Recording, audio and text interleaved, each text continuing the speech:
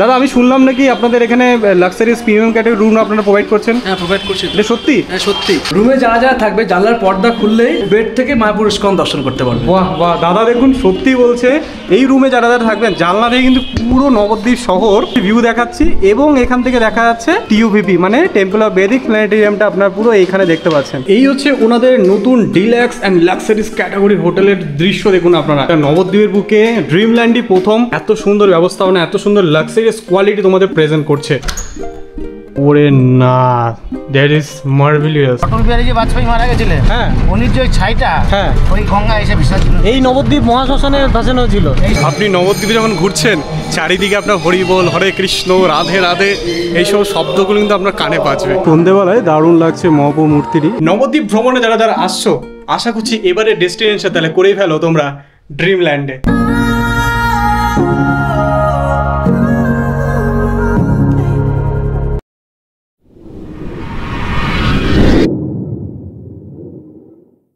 হ্যাঁ বন্ধুরা নমস্কার, কেমন আছেন সবাই?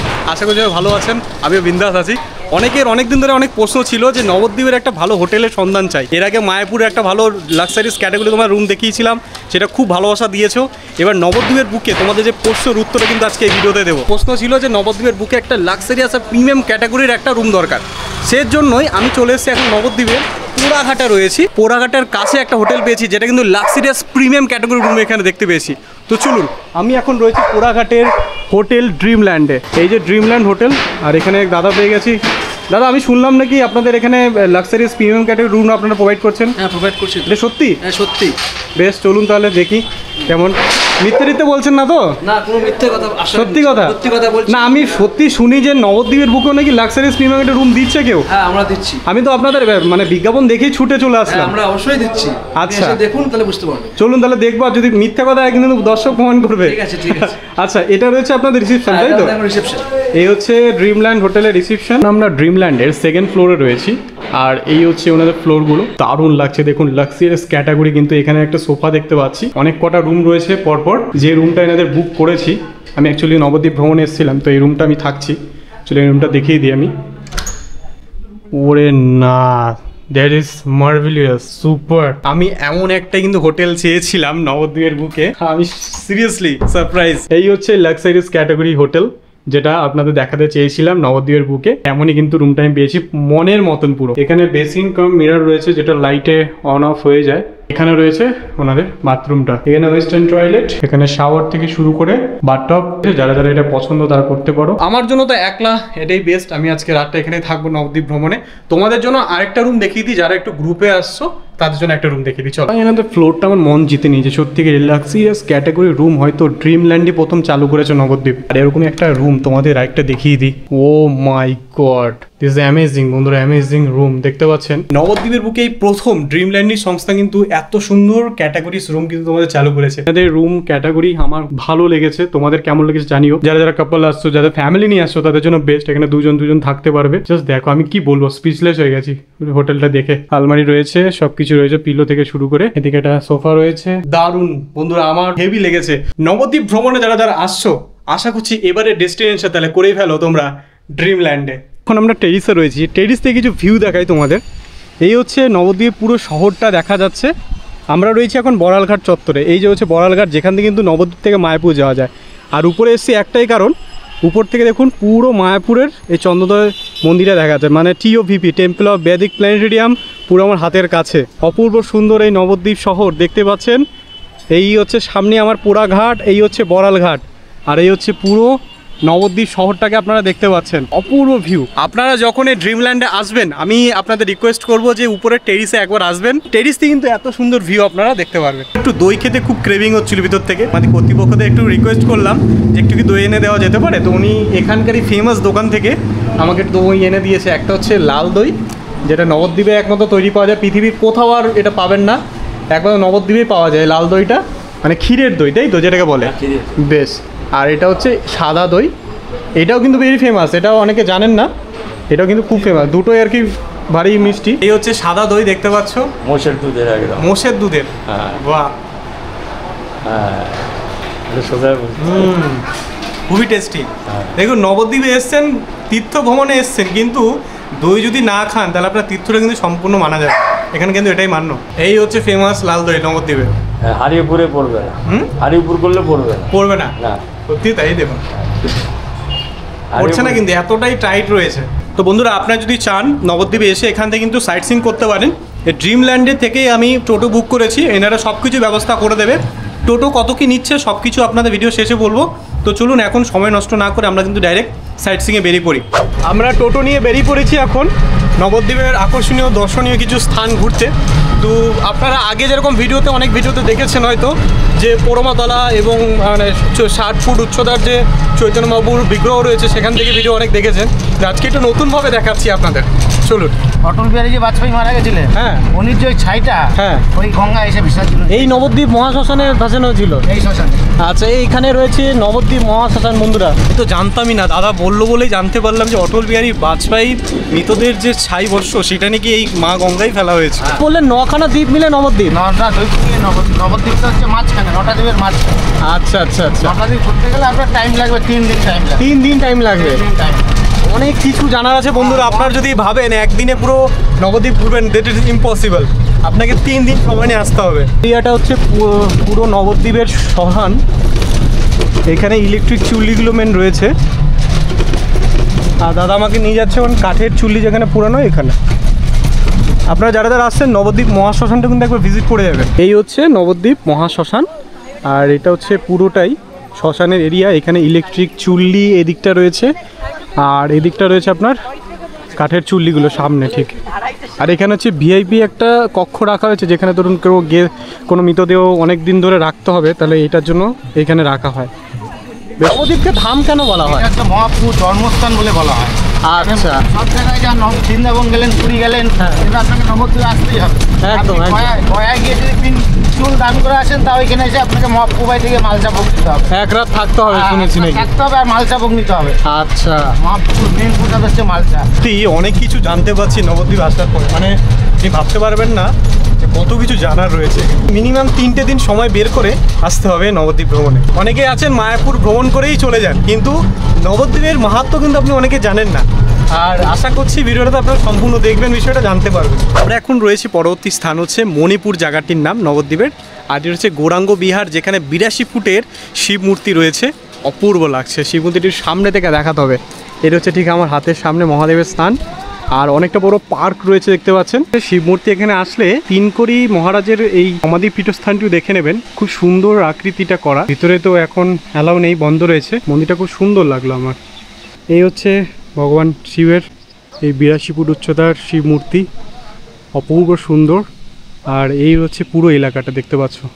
82 ফুট শিব দেখার পরে আমরা চলে এসেছি এখন নবদ্বীপের ফেমাস এই জল মন্দিরে। চারিদিকটা অপূর্ব, জলের মধ্যেই মন্দিরটি। জল এখন টুপটুপ করছে একবারে। আর এই জলে রয়েছে অজস্র মাছ। জল মন্দিরে এই মিনি জু রয়েছে, এই জুতে কিছু হরিণ রয়েছে, আপনারা দেখতে পারবেন এইখানটা। এই হচ্ছে নবদ্বীপের ফেমাস মিনি জু বলে। হ্যালো,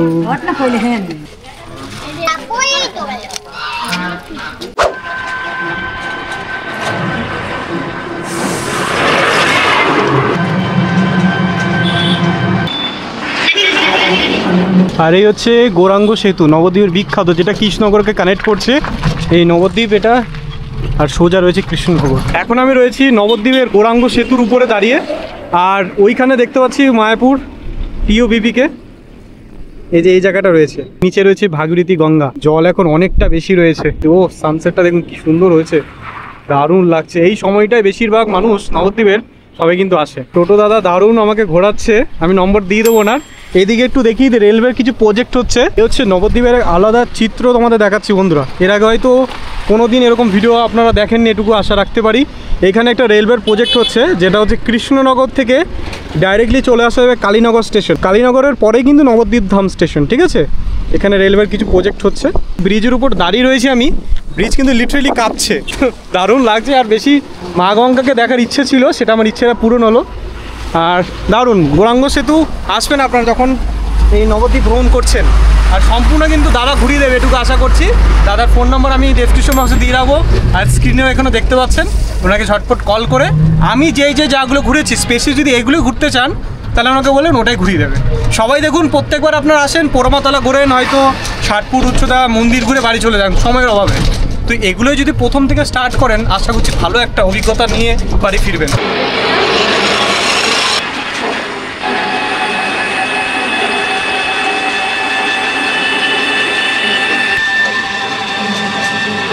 গৌরাঙ্গ সেতু থেকে আমি আসলাম, আর এই দিকটা চলে আছে হেমাদপুর। আর এই গৌরাঙ্গ সেতু দিয়ে আসার মধ্যে এখানে কিন্তু লেখা আছে হেরিটেজ সিটি নবদ্বীপ। আর এখান দিয়ে এই গেটটা ঢুকলে কিন্তু আপনি কিছু তারাপীঠের কিছু দৃশ্য আপনার মনে পড়বে। তো এখান দিয়ে ঢুকে আমরা এখন কেশবজি গড়িয়া মঠটা দেখবো, চলুন। কেশবজি গড়িয়া মঠ খুবই সুন্দর লাল কালারের বিল্ডিং, আর ভিতরে অনেক কিছু দেখার আছে। তো আজকে সময় আমার বড্ড কম, আমাকে অলরেডি 5টা বাজে, এখন ছুটতে হবে বাকি সাইট সিনগুলো করার জন্য। এখান থেকে আপনাদের দেখিয়ে দিচ্ছি, এটা হচ্ছে কেশবজি গড়িয়া মঠ। হ্যাঁ, এই যে এখান থেকে কিন্তু মেন ঢুকতে হবে মন্দিরটা। মন্দিরটা আমি বাইরে থেকে দেখিয়ে দিলাম, আপনারা ঘুরে নেবেন। এই যে মেন গেটটা। চলুন, এবারের মতন তো দর্শন হলো না, আমি বহুবার এসেছি কেশবজি গড়িয়া মঠে, তাই স্কিপ করলাম। বাকি সাইটগুলো আপনারা দেখাতে হবে। এবার ছুটছি তাহলে এখানকার নায়ক শ্রী চৈতন্য মহাপ্রভুর বিগ্রহ দেখতে এবং সোনার গৌরাঙ্গ দেখতে। চলুন তাহলে। পরের স্পটে আমরা এসেছি দেবানন্দ গড়িয়া মঠ। এটা খুবই ভক্তি স্থান, অলরেডি হরিনাম চলছে।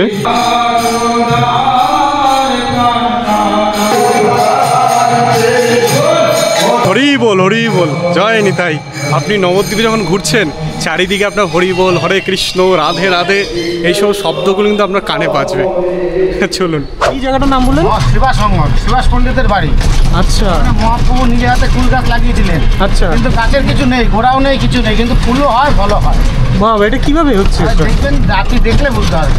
এটা সমাজবাড়ি বন্ধুরা, নবদ্বীপের ফেমাস। ভিতরে সমাজবাড়ি আশ্রমের কিছু এরিয়াটা, চারিদিকে বাগান রয়েছে, খুবই সুন্দর এলাকাটা। আর ভিতরে ম্যাক্সিমাম সব মন্দির বন্ধুরা। ছিদ্র মালবিতা মাসিমা বললো গাছটার নাম, আর এর কিন্তু শাখা পোশাকা রয়েছে উপরে। তো সুন্দর লাগছে দেখুন এই সমাজবাড়ি আশ্রমটা। দাদামশাইয়ের হাতে লাগানো। ও তাই, দাদামশাইয়ের মূর্তি এখানে দেখতে পাবেন আপনারা, খুব সুন্দর মূর্তিটি। মহাপ্রভু নিজে হাতে লাগিয়েছিলেন এটা, এই কুল গাছটি। এটা ফলও হয়, পাতাও হয়, কিন্তু গাছের গোড়া কিচ্ছু নেই। সেটাই স্বাভাবিক, আমি তো অবাক। দেখুন গাছটা এইভাবেই রয়েছে, কোনো কিচ্ছু নেই, কিন্তু এখান থেকে গাছ মানে কীভাবে হয়েছে অবাক। এই সেই কুল গাছ, মহাপ্রভুর সব লীলা বন্ধুরা, আর কি বলবো। নিজে হাতে লাগিয়ে এটা হচ্ছে পুরোটাই শিবাস অঙ্গন, সুভাষ পণ্ডিতের বাড়ি। শিবাস পণ্ডিতের বাড়ি, তাই তো? অনেক পুরনো বাড়ি দেখুন, এটা খুব পুরনো কিন্তু বিল্ডিং। সে সোনার গৌরাঙ্গ মহাপ্রভুর মন্দির। চলুন ভিতরে যাই। এটি হচ্ছে সোনার গৌরাঙ্গ, এই রূপ অষ্টধাতু দিয়ে তৈরি করা, খুবই সুন্দর। সিংহাসনটি রূপার, বাহ, খুবই সুন্দর। হচ্ছে পোড়ামাতলা মায়ের মন্দির। তো এটা হচ্ছে পোড়ামাতলা মায়ের মন্দির, আর আমি এখন দাঁড়িয়ে বসে রয়েছি। সবাই এখানে পুজো দিচ্ছেন, খুবই পবিত্র জায়গা। এটার হচ্ছে মহাপ্রভুর ধামেশ্বর শ্রী গৌরাঙ্গ মহাপ্রভুর মন্দির।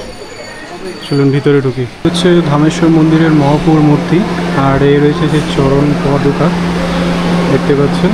এই ধামেশ্বর মন্দির থেকেই মানে মহাপ্রভু প্রথম সন্ন্যাস গ্রহণ করেছিলেন, আর এখান থেকে পুরীর উদ্দেশ্যে রওনা দিয়েছিলেন। আচ্ছা, বলে দিই আপনাদেরকে, দুটো জায়গায় আপনাদের টিকিট কাটতে হবে। একটা হচ্ছে ধামেশ্বর মন্দিরে 5 টাকার টিকিট নিল, আর একটা সোনার গৌরাঙ্গ দেখার জন্য আপনাকে 10 টাকা টিকিট কাটতে হবে। এই মন্দিরটি হচ্ছে বিষ্ণুপ্রিয়াজি মন্দির, বিষ্ণুপ্রিয়াজির বাড়ি বলতে পারেন এটা। পিতা সনাতনী মিশ্র, মহামায়া দেবী মাতা, আর কোলে বিষ্ণুপ্রিয়া দেবী। দেখতে পাচ্ছেন কত সুন্দর করা হয়েছে। নবদ্বীপের এর আগে হয়তো আপনারা অনেক ভিডিও দেখেছেন, কিন্তু এই ভিডিওটা ভেরি স্পেশাল। নবদ্বীপকে আমি একটু অন্যরকমভাবে তুলে ধরার চেষ্টা করলাম, কারণ বিষ্ণুপ্রিয়াজি হচ্ছে মহাপ্রভুর দ্বিতীয় পত্নী, আর প্রথমজন যে ছিল লক্ষ্মীপ্রিয়া, উনি তো মারা গেছেন মানে সর্পদংশনে, আর দ্বিতীয় পত্নীকে বিয়ে করেছে। এটাই ওনার জন্মভিটা বলতে পারেন। খুব সুন্দর এলাকাটা, আমি একটু বিগ্রহটা দেখানোর চেষ্টা করি। এখানটায় এই যে ভিতরে রয়েছে নিমাই আর বিষ্ণুপ্রিয়াজি রয়েছে মূর্তি, কাঠের বিগ্রহ। তো এটাই হচ্ছে মহাপ্রভুর জন্মস্থান, ওনার বাবার জগন্নাথ মিশ্রের বাড়ি। চলুন যাওয়া যাক। এই সময় টোটালি ফাঁকা পাবেন। বিকালবেলাটা দেখুন জন্মস্থান একেবারে ফাঁকা, আর খুব ভালোভাবে দর্শন করতে পারবেন। সকালবেলা প্রচণ্ড ভিড় থাকে। এই হচ্ছে সচিমা, কোলে নিয়ে নিয়েছেন নিমাইকে, খুবই সুন্দর। যতবার আসি না ততবারই ভালো লাগে। এখানে পাঠ চলছে। হচ্ছে সেই নিম গাছ, যে নিম গাছের তলায় মানে জন্মগ্রহণ করেছিলেন আমাদের মহাপ্রভু। বিকালবেলা অসাধারণ লাগছে, দেখুন চারিদিকটা শান্ত নিরিবিলি একটা পরিবেশ, এলাকাটা অসাধারণ দারুণ লাগছে। আর নিম গাছটা খুব মাহাত্ম্য, কিন্তু খুব সুন্দর লাগছে। আমি এখন রয়েছি 60 ফুট উচ্চতায় যে মন্দির রয়েছে মহাপ্রভুর, সেই বিগ্রহের এখানে এসছে। এখানে 10 টাকা করে টিকিট কাটতে হবে, টিকিটটা কেটে নিই তারপরে ভিতরে যাই। সন্ধ্যেবেলায় দারুণ লাগছে মহাপ্রভু মূর্তিটি। এটি হচ্ছে 60 ফুট উচ্চতা, এর বিগ্রহটি অপূর্ব সুন্দর লাগছে, দেখুন জাস্ট দারুণ। আর এই ভিতরে রয়েছে মিউজিয়ামটি শ্যুট করতে দিল না, তো আমি বেরিয়ে যাচ্ছি। এবার আমরা যাব রাধারানী মায়ের মন্দির। তো এখন আমরা চলে এসেছি আমাদের অন্তিম মন্দির, এটা হচ্ছে রাধারানীর মন্দির। খুবই সুন্দর দেখতে পাচ্ছেন এই চত্বরটা। আর এখানে রয়েছে গুপ্ত বৃন্দাবন, যদি আপনি ঘুরতে চান 10 টাকা করে টিকিট লাগছে। চলেন একবার দেখাই। এই হচ্ছে রাধারানী মন্দির বিগ্রহ, গুপ্ত বৃন্দাবন। এই ভিতরে গুপ্ত বৃন্দাবনে সব রাসলীলা, সব মহাভারতের কিছু প্রতিষ্ঠান দেখানো আছে, সব দেখতে পাবেন আপনি। খুব সুন্দর তুলে ধরা হয়েছে দেখুন। আমরা এখন চলে এসেছি আমাদের নবদ্বীপের আস্তানা হোটেল ড্রিমল্যান্ডে। আজকে আমরা এখানে রাত্রিবাস করব। কেমন লাগলো ভিডিওটা জানাবেন। মানে নবদ্বীপে এসে যদি নবদ্বীপের ভ্রমণটা না করেন, শুধু এখানে এসে থেকে চলে গেলেন, তাহলে কিন্তু সম্পূর্ণ মানা হবে না। আপনি যে এত সুন্দর সুন্দর জায়গাগুলো আপনাদের পরিদর্শন করালাম, এটা কিন্তু সম্পূর্ণ ড্রিমল্যান্ডই একমাত্র করে দিতে পারে। আপনারা আসবেন, আশা করছি এখানে আতিথেয়তা আপনাদের খুব ভালো লাগবে।